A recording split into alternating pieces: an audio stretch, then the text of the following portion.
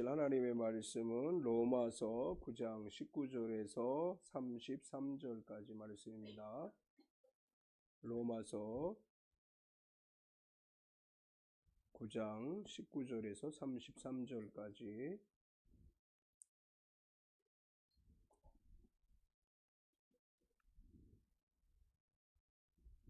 찾으셨으면 우리 같이 천천히 합독하겠습니다.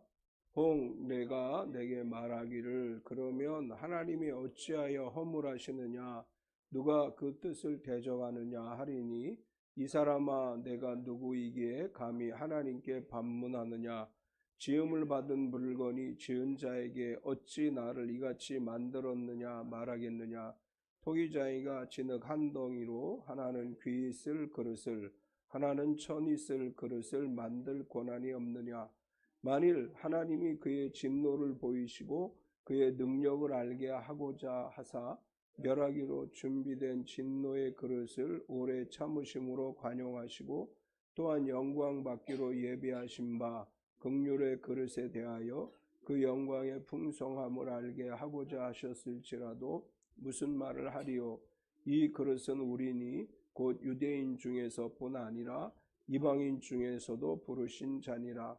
호세아의 글에도 이르기를 내가 내 백성 아닌 자를 내 백성이라 사랑하지 아니한 자를 사랑한 자라 부르리라. 너희는 내 백성이 아니라 한 그곳에서 그들이 살아계신 하나님의 아들이라 일컬음을 받으리라 함과 같으니라. 또 이사야가 이스라엘에 관하여 외쳐 이스라엘 자손들의 수가 비록 바다의 모래 같을지라도 남은 자만 구원을 받으리니 주께서 땅 위에서 그 말씀을 이루고 속히 시행하시리라 하셨느니라. 또한 이사야가 미리 말한 바 만일 만군의 주께서 우리에게 씨를 남겨두지 아니하셨더라면 우리가 소돔과 같이 되고 고모라와 같았으리로다 함과 같으니라. 그런즉 우리가 무슨 말을 하리요 의를 따르지 아니한 이방인들이 의를 얻었으니 곧 믿음에서 난 의요 의의 법을 따라간 이스라엘은 율법에 이르지 못하였으니 어찌 그러하냐 이는 그들이 믿음을 의지하지 않고 행위를 의지함이라. 부딪힐 돌에 부딪혔느니라. 기록된 바 보라 내가 걸림돌과 거치는 바위를 시온에 두노니 그를 믿는 자는 부끄러움을 당하지 아니하리라 함과 같으니라. 아멘. 오늘 새벽에는 제가 에미 샘플 맥퍼슨 목사님이 1923년에 부활절 새벽에 하셨던 설교를 쭉 이제 그대로 읽었어요. 이제 왜 제가 이 에미 샘플 목사님의 이야기를 그대로 이렇게 읽어 주었느냐 하면 우리 미국 홈페이지에 에미 샘플 맥퍼슨 목사님의 부활절 설교가 이렇게 올라와 있어서 그걸 제가 이제 우리 교단의 목회자들 밴드에다가 올렸어요. 며칠 전에 2, 3일 전에 노미라 목사님 아마 기억나실 거예요. 우리 와서 한번 말씀 전하셨죠. 노미라 목사님이 이제 다리 수술을 해가지고 병원에 입원해 있는데 병원에 입원해 있다가 제가 올린 밴드에 올린 글을 읽고 너무 감동을 받아가지고 울면서 기도했다고 저한테 카톡을 보내왔어요. 전 그거 올려놓고도 자세하게 안 보다가 카톡을 보고 뭔가 여기 또 담겨진 메시지가 있겠다 싶어서 봤는데 확실히 에미 샘플 맥퍼슨 목사님이 그 시대에 그렇게 크게 부흥의 역사를 이루었던 것은 그 표현 속에서 세심한 표현들이 거기 들어있더라고요. 그러니까 제가 보통 설교를 준비할 때는 본문 중심으로 단어 중심으로 원어 중심으로 많이 하는데 아주 이분은 섬세하게 그런 걸 표현을 했어요. 너무 좋아가지고 오늘 새벽에 제가 에미 샘플 맥퍼슨 목사님의 설교문을 그대로 읽어드렸어요. 새벽 기도에 못 들어오신 분들은 집에 가서 유튜브로 찾아보세요. 시간은 많지 않아요. 한 12, 3분 정도 분량이니까 내용이 참 좋아서 한 번씩 들어보시면 좋을 것 같아요. 우리가 지난 2주에 걸쳐서 약속의 자녀와 약속에 대한 말씀을 살펴봤습니다. 지난 2주에 살펴본 말씀과 오늘 말씀은 이제 그것과 연결되어지는 말씀인데 결국은 바울은 뭘 얘기하려고 하느냐 하면 모든 게 하나님의 주권에 속한 것이다 이 이야기를 해요. 그러니까 선택과 그리고 언약, 이 두 가지의 이야기를 하면서 여기서 이제 이 9장 1절에서부터 쭉 누구의 이야기를 했느냐 하면 아브라함과 사라 사이에 태어난 이삭의 이야기를 했고, 또 이삭과 리브가 사이에 태어났던 에서와 야곱의 이야기를 했어요. 이제 이삭의 태어남이라고 하는 것은 하나님이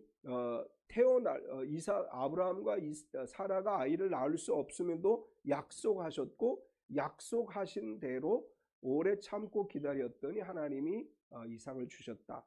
그리고 야곱과 에서의 이야기를 하면서 리브가의 뱃속에 있을 때 하나님은 야곱은 선택하셨고 에서는 버리셨다, 이렇게 말씀하셨는데 결국은 그런 결과가 나타났다, 이런 이야기를 하면서 이제 이 애굽의 왕 바로의 이야기를 해요. 바로도 하나님이 선택하셨는데 무엇을 위해서 하셨느냐 하면 하나님의 영광을 위한 도구로서, 악의 도구로서 바로를 사용하셨다. 이제 이런 이야기를 하면서 19절에서부터는 이제 이것에 관한 반론을 제기하는 사람들에게 이야기를 해요.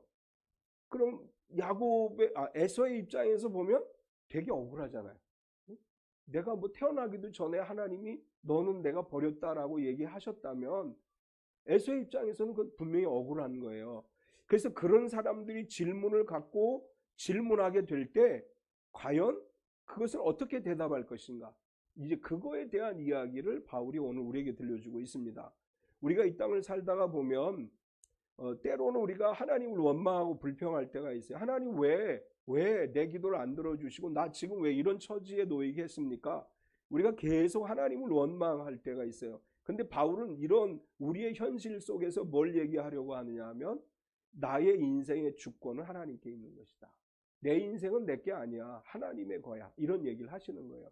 하나님이 내 인생의 주인이라면 내가 하나님을 향해 불평할 게 없다는 거죠.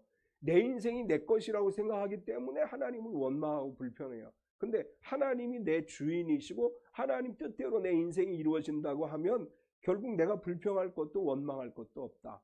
바울은 이런 논리로 이야기를 합니다.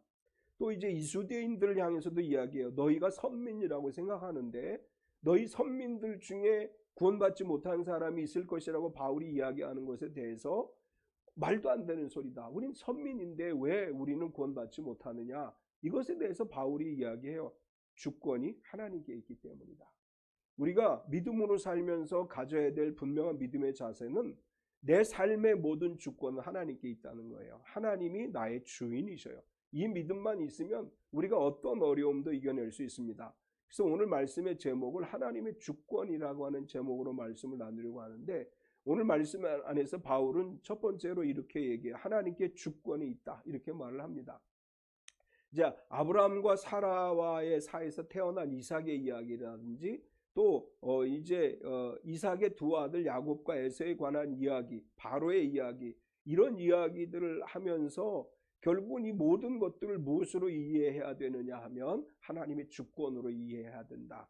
이제 그러면서 이렇게 얘기해요. 하나님의 뜻을 대적할 수 없다, 거부할 수 없다. 19절을 보면 혹 내가 내게 말하기를 그러면 하나님이 어찌하여 허물하시느냐, 누가 그 뜻을 대적하느냐 하리니, 이 개역개정으로 보면 이해가 좀 어려워요. 근데 현대어 성경으로 보면 이게 분명하게 뭘 얘기하는지를 알 수 있어요. 현대어 성경으로 이 구절을 보면 그렇다면 왜 하나님께서는 그들이 거역하는 것을 나무라십니까? 그들은 하나님께서 만드신 대로 한 것이 아닙니까? 하고 여러분에게 묻고 싶을 것입니다. 에서와 야곱의 이야기에서 에서가 아니 하나님이 이미 모든 걸 그렇게 정하셨다면 그러면 난 너무 억울한 거 아니에요? 내가 하나님이 이미 그렇게 만들어 놓으셨기 때문에 내가 이렇게 사는데 왜 나에게 나무라셔요? 왜 나에게 책망을 하시는 거예요? 하나님 그렇게 정하셨잖아요. 이렇게 질문할 수 있다는 거예요. 바로도 역시 마찬가지로 아니 내가 이스라엘 유대인 히브리인들을 놓아주려고 했는데 하나님이 못 놓아주게 하신 거라며요. 논리적으로 보면 그렇잖아요. 성경은 출애굽기 계속 뭐라고 얘기해요? 하나님께서 아직 때가 이르지 않음에 바로의 마음을 완악하게 하사, 이렇게 써 있어요. 그러니까 바로의 입장에서 보면 아니 하나님 불공평해요. 아니 왜 날 그렇게 만들어 놓으시고 왜 내가 잘못됐다고 얘기하셔요? 이렇게 질문할 수 있다는 거예요. 사실 이건 오늘 우리들의 질문이기도 하죠. 우리도 하나님 앞에 그렇게 질문을 해요. 하나님 분명히 우리에게 은혜를 주신다 그랬고 평강을 주신다 그랬고 하나님 우리에게 복을 주신다고 했는데 그런데 왜 나에게 이런 일들이 일어나요? 그럼 나 하나님 버리신 거예요? 이렇게 하나님을 향해서 질문을 하는 거예요. 왜 이렇게 이런 일들이 일어날 수 있습니까? 왜 하나님 나를 그렇게 만드셨습니까? 왜 하나님 계획대로 내가 한 거 아니에요? 이제 바로는 그렇게 얘기할 수 있잖아요. 하나님 계획대로 내가 한 거예요. 하나님 이렇게 다 계획하셨잖아요. 하나님 섭리대로 하나님 예정하신 대로 내가 했는데 왜 내가 버림받아야 돼요? 이렇게 질문하는 것에 대해서 바울은 이렇게 대답하는 거예요. 하나님의 주권에 속해 있기 때문에 우리가 그것에 대해서 하나님의 불공정하다라고 의문을 제기할 수 없다. 이런 뜻이에요. 그러니까 우리가 하나님의 그 심오한 진리를 모르기 때문에 하나님을 향해서 원망도 하고 불평도 하고 질문도 하지만 하나님께서 모든 세상을 주관하시기 때문에 역사를 보면 결국 하나님은 불공정하신 것이 아니고 공정하신 하나님이시다.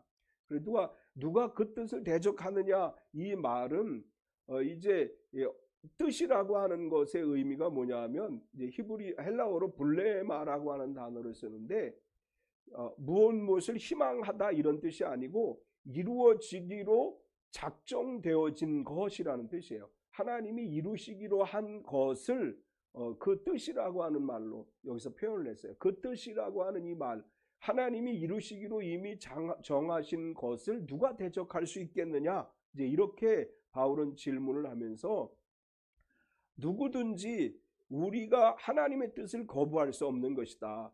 이 모든 것 하나님이 지으신 것이고 하나님이 주관하신 것이기 때문에 우리가 그것을 거부할 수가 없다. 그러면서 무엇을 들어서 예를 들어서 이야기하느냐 하면 토기장이의 이야기를 들어서 해요. 지음받은 물건이 이의를 제기할 수 없다 이렇게 이야기해요. 20절과 21절을 보면 이 사람아 내가 누구에게 감히 하나님께 반문하느냐 지음을 받은 물건이 지은 자에게 어찌 나를 이같이 만들었느냐 말하겠느냐 토기장이가 진흙 한 덩이로 하나는 귀히 쓸 그릇을 하나는 천이 쓸 그릇을 만들 권한이 없느냐. 우리 다 이해할 수 있는 말이죠. 하나님의 주권을 설명하면서 바울이 토기장이의 비유를 들어서 얘기해요. 토기장이가 진흙을 가지고 하나는 아주 이쁜 그릇을 만들어서 귀한 그릇을 만들었어. 이제 우리나라 식으로 얘기하면 고려 청자를 만들었어. 그럼 또 하나는 뭘 만들었어? 오광을 만들었어. 응? 천이 쓰는 그릇. 그러면 오광이 토기장이에게 여보시오 당신이 뭔데 말이야 나를 오광으로 만들어서 이렇게 항의할 수 있는 게 아니지 않느냐 이렇게 말씀하는 거예요. 오광이나 요광이나 뭐 뒤에서 막 요광이라고 그래. 토기장이가 뭘 만들든지 그건 뭐예요? 토기장이의 권한이에요. 이제 하나님이 뭐 역사를 주관하시는 데 있어서 좋은 그릇을 만들든지 쓸모없는 이 천한 그릇을 만들든지 그건 하나님의 권한에 속해 있는 것이다. 그래서 바울이 이야기하려고 하는 것은 뭐냐면 모든 만물의 창조자가 하나님이시기 때문에 모든 것은 하나님이 보시기에 심히 좋았더라. 그 주권 하에서 만들어진 것이다. 그러니까 아무도 하나님이 어떻게 하나님 뜻에 대해서 대응할 수 없다. 이렇게 이제 단호하게 이야기를 해요. 그러면서 바울은 그 하나님의 주권의 이야기를 하면서 뭘 설명해 주느냐 하면 관용하시는 하나님이시다. 두 번째로 이렇게 이야기해요. 하나님이 관용에 대해서 이야기를 해요. 하나님의 주권에 대해 원망하는 상황 속에서 하나님의 심판과 멸망에 대한 언약을 즉시 이행하지 않으시고 관용을 베푸신다. 이제 이런 이야기를 하는데 이것의 대표적인 예로 누구를 들 수 있느냐 하면 요나의 이야기를 들을 수 있죠. 요나에게 하나님이 이렇게 말씀하세요. 요나야 넌 니느웨에 가서 내가 너에게 이야기하는 이 성이 멸망할 것이라는 것을 전해라. 그랬더니 요나가 하나님 싫어요. 나 거기 안 가겠어요. 그리고 도망을 가죠. 배를 타고 막 도망을 가요. 그랬더니 하나님이 풍랑이 일어나게 하셔서 요나를 바다에 던지게 만들어요. 그러니까 하나님은 또 요나를 위해서 큰 물고기를 준비했다가 요나가 요나를 그 물고기에 삼키게 되죠. 그래서 물고기 뱃속에서 3일 동안을 갇혀 있었어요. 그리고 그때 다시 하나님이 요나에게 말하죠. 이제 가서 내 말을 전하라. 그러니까 요나가 마지 못해서 이제 물속이 뱃속에서 나와서 니느웨로 가요. 사실 우리가 이 요나 시대의 역사적 상황을 이해하면 요나가 아니더라도 우리도 그럴 거예요. 아마 이 조선 시대, 일제 시대에 우리 한국의 선교사님한테 너 일본에 가서 회개하라고 얘기해. 그러면 너 저 사람 내 일본을 다 멸망시켜 버릴 테니까 가서 회개하라고 복음 전해. 그럼 민족주의자 중에 갈 사람이 누가 있겠어요? 아니 저놈들이 우리를 지배하고 있는데 내가 가서 저 사람들한테 회개하라 이렇게 해서 너희 민족을 구원하라 나 이렇게 얘기하고 싶지 않아. 요나 똑같은 거예요. 이 역사적 상황이 니느웨 나라가 망하면 이스라엘에게 좋은 건데 왜 하나님 나에게 저기까지 가서 저들에게 가서 하나님 말씀을 전하라고 하십니까? 그래도 하나님이 가라고 하니까 결국 이제 물고기 뱃속에서 나와서 이야기를 해요. 하룻길을 가면서 이야기해요. 저는 이제 요나서를 해석할 때 그렇게 해석해요. 요나는 분명히 큰 소리로 외치지 않았을 것이다. 조그맣게 회개하지 않으면 멸망시킨다. 아마 이러고 다녔을 거다. 속으로 얼마나 그걸 원하겠어요. 우리가 일제시대 때 일본에 가서 하나님 말하라고 하면 우리도 그렇게 하지 않겠어요? 너희 망한다. 회개하라 이러고 다녔을 것 같아요. 그런데 놀라운 역사가 일어나잖아요. 그들이 막 회개하기 시작을 해요. 그러니까 이제 요나가 열이 뻗친 거예요. 분명히 하나님이 멸망시킨다고 했는데 이 사람들이 막 회개를 해. 그러니까 하나님이 어떻게 얘기를 해요? 너희가 이 사람들이 회개했으니 내가 멸망시키지 않겠다. 그러니까 또 요나가 이제 뿔이 난 거죠. 하나님 내가 이럴 줄 알았어요. 하나님 내가 이럴 줄 알아서 내가 안 온다고 했잖아요. 그런데 나보고 가라고 하시고 나서 얘네들을 안 멸망시키시겠다면 어떡하시겠는 거예요. 그리고 이제 산꼭 언덕에 올라가서 니느웨가 멸망하나 안 멸망하나 쳐다보고 있어요. 무더운 날씨에 내려다보고 있으니까 하나님이 요나를 위해서 박넝쿨을 자라게 하시죠. 그래서 넝쿨로 쫙 가려져. 야 시원하다. 역시 하나님이셔. 그런데 또 시간이 지나서 하나님이 박넝쿨에 벌레를 보내셔서 박넝쿨을 말라버리게 해요. 그러니까 요나가 막 화를 내잖아요. 하나님한테. 세상에 하나님 그럴 수 있습니까? 박넝쿨로 날 시원하게 해주시더니 이거를 없애버려요. 그러니까 하나님이 이렇게 말씀하시는 거예요.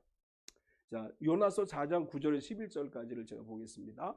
하나님이 요나에게 이르시되 내가 이 작은 박넝쿨로 말미암아 성내는 것이 어찌 옳으냐 하시니 그가 대답하되 내가 성내어 죽기까지 할지라도 옳으니이다. 너무 화가 나니까 죽겠습니다라고 얘기하죠. 여호와께서 이르시되 내가 수고도 아니하였고 재배도 아니하였고 하룻밤에 났다가 하룻밤에 말라버린 박넝쿨을 아꼈거든. 하물며 이 큰 성읍 니느웨는 좌우를 분변하지 못하는 자가 12만여 명이요 가축도 많이 있나니 내가 어찌 아끼지 아니하겠느냐 하시니라. 요나에게는 분명히 멸망시키겠다고 40일 후면 멸망시키겠다고 하셨지만 그들이 회개하고 나니까 하나님이 그들을 멸망시키지 않았어요.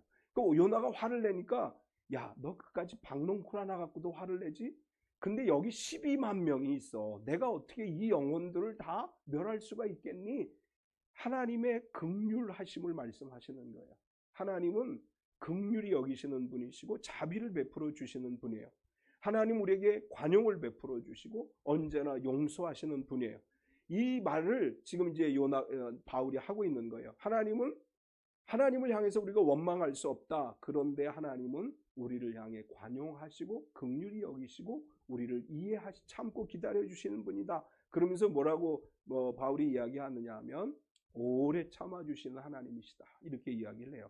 22절을 보면 만일 하나님이 그의 진노를 보이시고 그의 능력을 알게 하고자 하사 멸하기로 준비된 진노의 그릇을 오래 참으심으로 관용하시고 니느웨 이야기를 할 때 하나님이 오래 참으시고 관용하신 거예요. 멸망하시겠다고 말씀하셨지만 기다리시는 거예요. 세계 역사를 보면 마찬가지예요. 하나님은 끊임없이 우리를 향해서 뭐라고 얘기하시느냐? 기다려주시는 분이에요. 우리가 요즘 이제 우리 기독교 안에서 일어나고 있는 이제 하나의 국회나 정부를 향해서 하는 그것 중에 하나가 뭐냐면 교회 파쇄법이라는 거 하는 걸 만들겠다. 이제 이렇게 법이 올라왔는데 막 많은 분들이 막 화를 내고 막 서명을 하고 집회를 하고 그래요. 근데 사실은 이건 성경을 우리가 제대로 우리의 삶에 적용하지 않는 거예요. 그런 법을 물론 이제 뭐 이런 거겠죠. 교회에서 정치적인 설교를 하거나 어느 종파에 대한 반대를 이야기하거나 이럴 경우에는 교회를 폐쇄할 수 있다. 뭐 이런 유의 법이라고 저는 생각을 해요. 아마도 그런 내용일 거예요. 저는 거기에 우리가 반대할 이유가 없다고 생각해요. 그런 거에 대해서 교회가 막 화를 내고 열을 내고 이건 성경적이지가 않아요. 우리가 할 수 있는 일은 뭐냐? 하나님의 정의가 실현되기를 위해서 기도하는 거지, 그걸 위해서 막 가서 이 쇠과시를 하고 이런 것은 하나님이 원하는 방법이 아니다. 하나님 앞에서 우리는 뭘 배워야 되느냐 하면 오래 참으시는 하나님을 배워야 돼요. 우리가 하나님이 오래 참으시는 하나님이시듯이 우리도 그 세상에 어떻게 교회를 향해서 어떻게 하든지 그들을 위해서 기도하는 거예요. 그들의 마음이 변화되기를 위해서 기도하는 거예요. 이게 우리 교회가 할 일이지, 뭐 광화문에 뭐 10만 명이 모이고 20만 명이 모이고, 저는 이건 하나님의 방법이 아니라고 생각해요. 하나님은 오래 참으시는 분이에요. 우리가 이제 기도할 때 선교지에서 순교당하시는 분, 교회가 핍박과 박해를 당하는 분들이 있어서 그런 분들을 위해서도 우리가 기도를 하는데, 그렇다고 해서 우리가 그 사람들을 그 정권이 일순간에 무너지게 하시고 그들에게 하나님 징벌을 내리시고 이렇게 기도하면 안 되는 거예요. 이제 뭐 이슬람 국가들 또 중국, 요즘 뭐 중국에서 교회 핍박이 굉장히 심하죠. 북한도 역시 마찬가지고. 그래서 우리가 기도할 때 하나님 이슬람 국가들이 다 멸망하게 해주시고 중국 정부가 멸망하게 하시고 북한 정권이 무너지게 하시고, 하나님 이런 기도를 기뻐하지 않으세요. 그건 하나님이 하시는 거예요. 하나님이. 우리가 할 일은 사람들의 마음이 변화가 돼서 하나님을 의지하고 하나님의 뜻에 순종하게 해 주옵소서. 우리의 기도는 이런 기도가 돼야 돼요. 이제 이 바울은 지금 그런 이야기를 하는 거예요. 하나님은 어떤 분이시다? 오래 참으시고 관용하시는 분이시다. 우리 교회는 어떻게 해야 된다? 오래 참고 관용해야 된다. 여러분의 자녀들에게 어떻게 해야 된다? 오래 참고 관용해야 된다. 매를 들기보다 참고 인내하고. 요즘 애들은 매를 들면 큰일 납니다. 파출소 가서 지구대 가서 신고해요.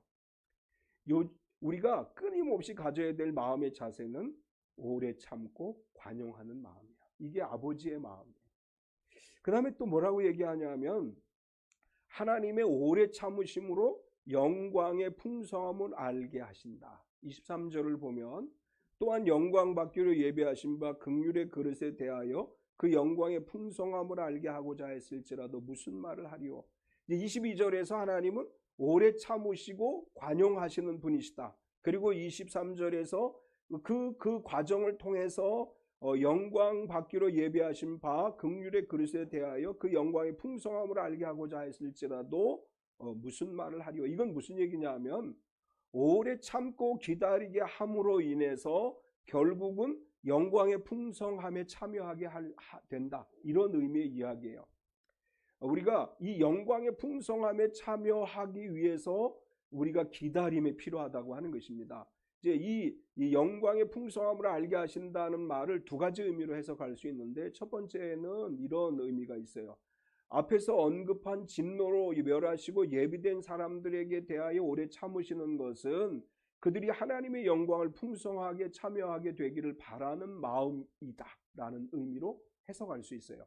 회개하고 돌아오면 영광에 참여할 수 있다, 이런 뜻이에요. 우리가 지금 세상에 악한 사람들 많죠.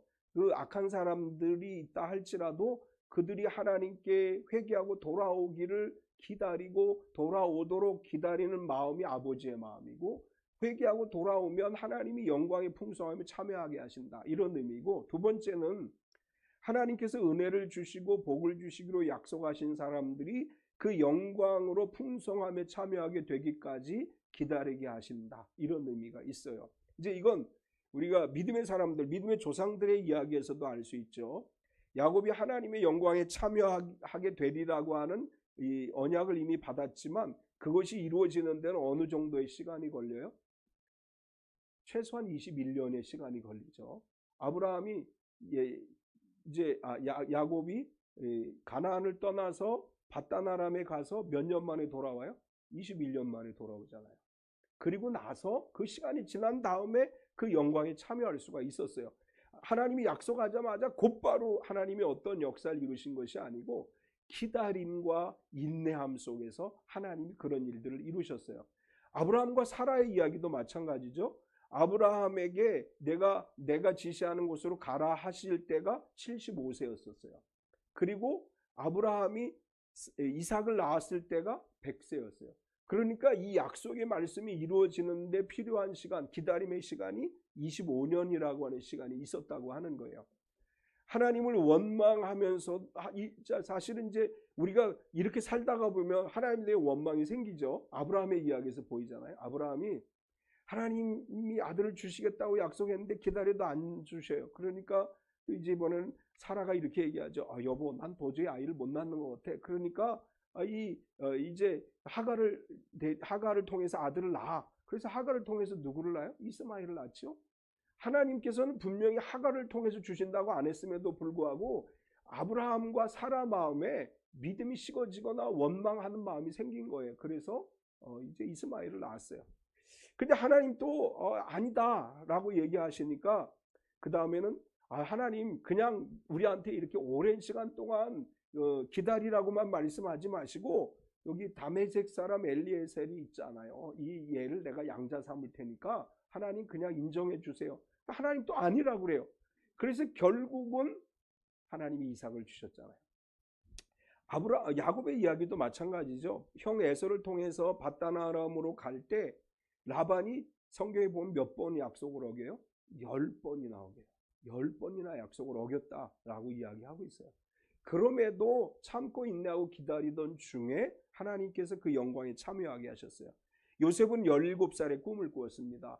그런데 30세가 돼서 꿈이 이루어졌어요. 여러분 아직 기도하고 하나님 내 마음에 소망을 주셨는데 이루어지지 않는 거는 조금 더 기다리시라고 하는 말씀이에요. 하나님을 원망하지 말고 조금 더 참고 인내하고 기다리는 중에 하나님께서 분명히 역사하실 줄 믿습니다. 세 번째는 이방인도 구원하시는 하나님이십니다. 이렇게 말씀을 해요. 바울 사도는 선민 이스라엘 백성들이 하나님께 이렇게 항의를 해요. 왜 이스라엘이 아닌 이방인들이 구원받게 하십니까? 사실 예수님이 십자가에 달려 돌아가시게 된 이유 중에 하나도 그런 거죠. 유대 종교 지도자들이 주장하는 것에 대해서 예수님이 이제 그걸 잘못됐다고 지적을 하시고 이방인들에게도 나아가서 이방인들이 돌아올 수 있는 길을 열어주시고 또 여러 가지 면에 있어서 그들이 이제 유대인들이 원하는 길을 가지 않았기 때문에 예수님 십자가에 달려 돌아가셨어요. 사도행전의 바울도 역시 마찬가지죠. 그가 하나님의 보내심을 받아 이방인들에게 가서 어느 지역에 가든지 누구에게 핍박을 받아요? 유대인들에게 핍박을 받아요. 이 유대인들 생각은 이거예요. 우리는 선민이야. 그러니까 우리만 구원받아야 되는데 왜 이방인들에게 복음이 증거되어지느냐?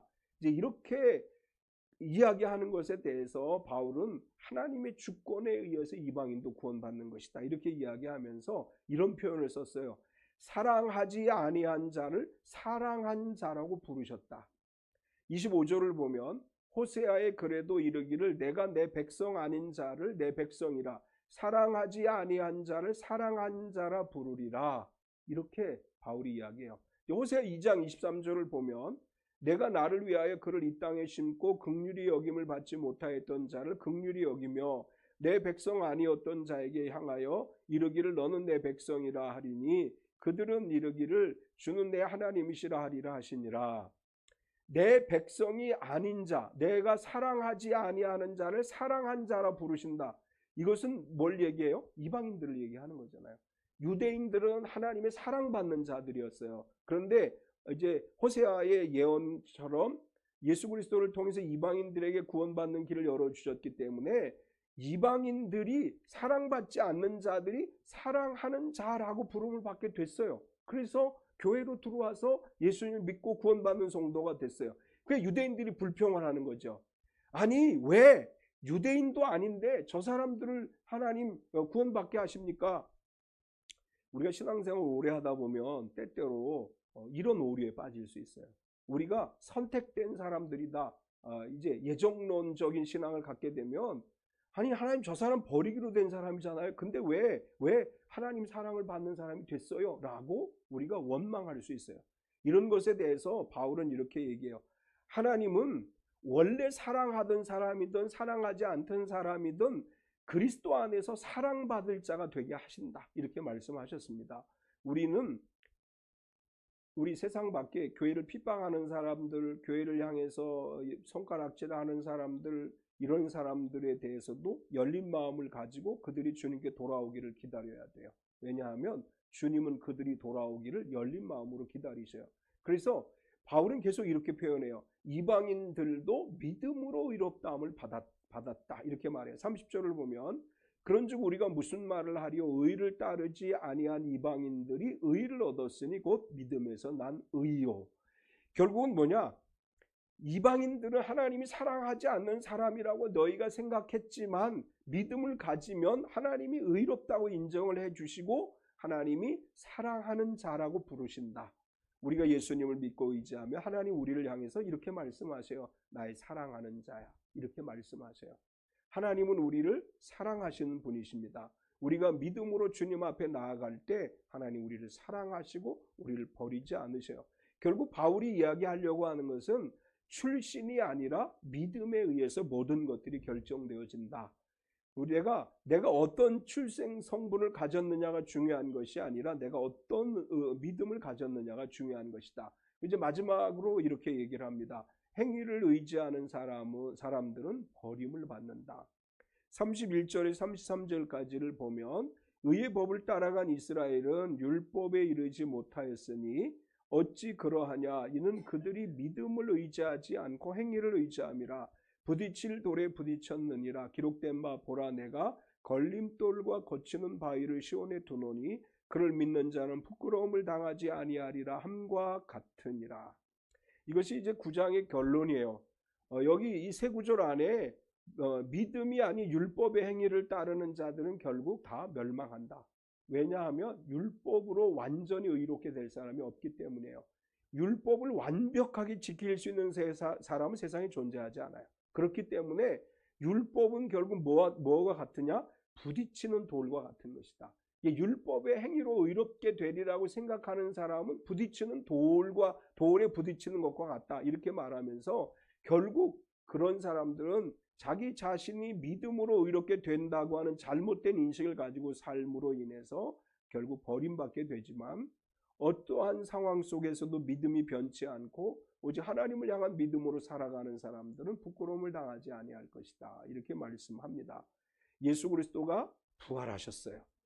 우리가 그것을 믿습니다. 예수 그리스도가 나를 구원하셨어요. 내가 예수님 믿으면 구원받습니다. 예수님이 나의 죄를 씻어주셨어요. 예수님의 십자가에 내 죄를 다 우리가 옮겼어요. 다 전가했어요. 우리가 예수님의 이름으로 회개하면 다 용서해 주셔요. 우리가 예수님의 피로 내 죄가 사하심을 받았다는 것을 믿고 내가 구원받은 성도라고 하는 것을 믿고 예수님이 부활하셨기에 나도 마지막 때 부활에 참여해서 저 천국에 이르게 될 것임을 믿는 사람들에게 하나님이 복을 내려주시고 하늘의 은혜를 내려주실 줄 믿습니다. 오늘 부활절 오후에 이제 전도 나갈 때 모든 사람들을 사랑하는 마음으로 대하세요. 예? 어떤 사람 성질 난다고 막 그러지 마시고 내 마음에 안 들어도 사랑하는 마음을 가지고 복음을 증거하고 그래서 우리 모두가 하나님 나라에서 하나님 나라의 복을 누리는 복된 삶이 되시기를 축원합니다. 참 좋으신 하나님 감사합니다. 오늘 바울 사도를 통해서 우리에게 말씀하시기를 왜 하나님 나를 이렇게 만드셨습니까? 라고 불평할 수 없다. 모든 것은 하나님의 긍휼과 우리의 참으심 속에 이루어지는 것이다. 하나님께서 믿음으로 사는 자들을 모두 사랑하시고 하나님의 자녀 삼아주셨다는 말을 들었습니다. 하나님 우리가 살아가면서 내 인생은 나의 것이 아니고 하나님의 것임을 늘 기억하며 살아가게 하셔서 하나님이 기뻐하시는 삶을 살게 하시고 하나님의 영광을 드러내는 복된 삶이 되게 하여 주시옵소서. 예수님의 이름으로 기도드리옵나이다. 아멘.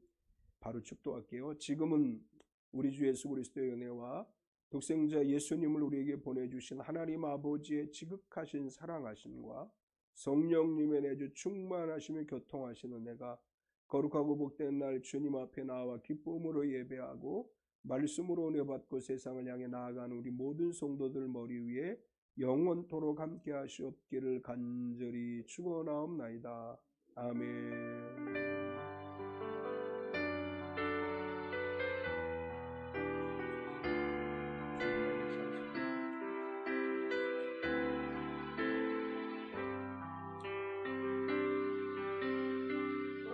우리 하나님께 영광의 박수 올리겠습니다.